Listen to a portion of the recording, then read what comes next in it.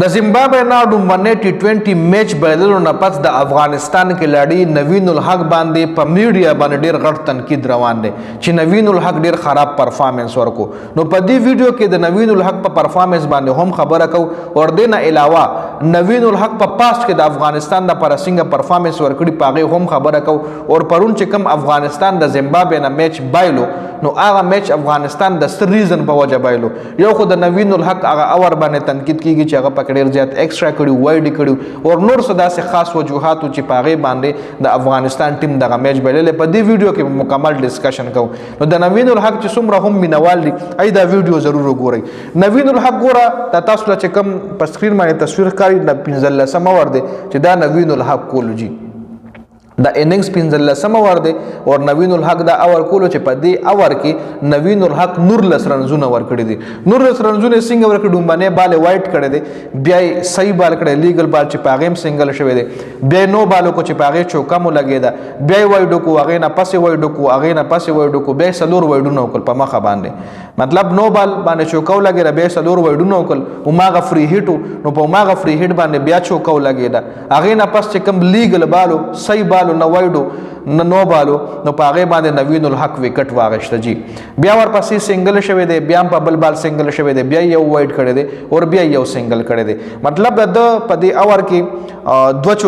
دوه چوکي لګیدلې دي سلور 15 وایډونه شوی شپږ وایډونه شوی دي یو نو بال شوی دی او سلور پکې سنگل شوی دي ټوټل نور لس لنزونه په دې اور کې نوین الحق ور کړی دي خاصای شو. دې ځکه خو نوین الحق ډیر ګنده باندې کو ځکه ایکسترا ډیر زیات ورکل. دینه علاوه نور لسم اور بیا نوین الحق کړی دی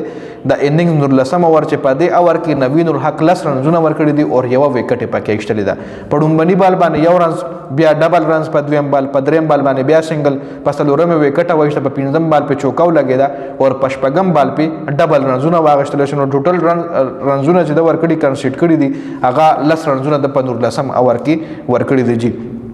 بیا یو لس رنزونه پاتو شلم اور کې چې هغه عظمت الله ډیفند نکل چونکه عظمت الله لم پکارو چې دغه سکور ډیفند کړي وي هغه داسې ډو اینډ ډای سچويشن دغه ټایم کې بیا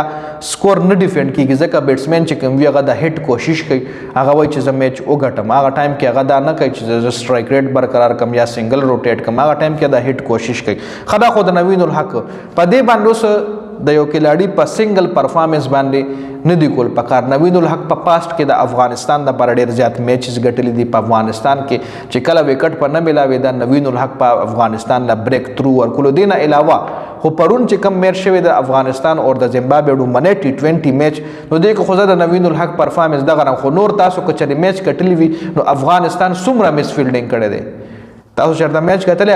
هغه سیکنډ لاست بال باندې چې ډبل رنزونه واغشتل شو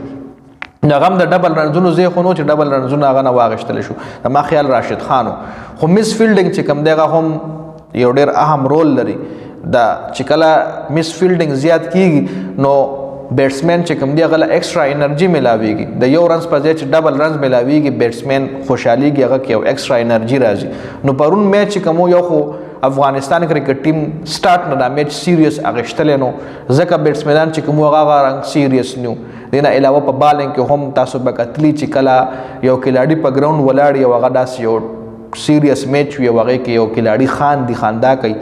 نو هغه پته لګي چې دا سیریس نه دی. باډي لینګویج نه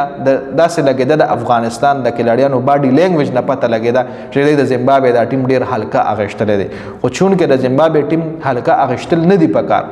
دای په زیمبابوے کې انډیا له شکست ورکړی دی. دای په زیمبابوے کې د زیمبابوے ټیم د لیادوم د زیمبابوے ټیم په خپل هوم ګراوند باندې انډیا له شکست ورکړی په خپل هوم ګراوند باندې استرالیا له شکست ورکړی په خپل هوم ګراوند باندې انګلند له شکست ورکړی په خپل هوم ګراوند باندې پاکستان له شکست ورکړی په خپل هوم ګراوند باندې بنگلاديش له شکست ورکړی په خپل هوم ګراوند باندې سریلانکا له شکست ورکړی. نو دوی دومره انډر اسټیمیټ کول نه دی پکار. زیمبابوے ټیم کې خخ کلاړیان موجود دي گیم چینجر کلاړیانو صحیح سره شته دي. سکندر رضا یو کلاړی دی چې د پاکستان خلاف سیریز کې غوم نه نکلیک شوی او په دې ډومبنی ټي20 میچ کې هم هغه داسې خاص پرفارمنس نه دی کړی. خیر دا اپډیټ مې دل درکو نور تاسو هم خپل رائے ما سره شریک کړئ چې آیا په نوین الحق باندې تنقید پکار دی کنه کمنټ ضرور وکړئ. والسلام.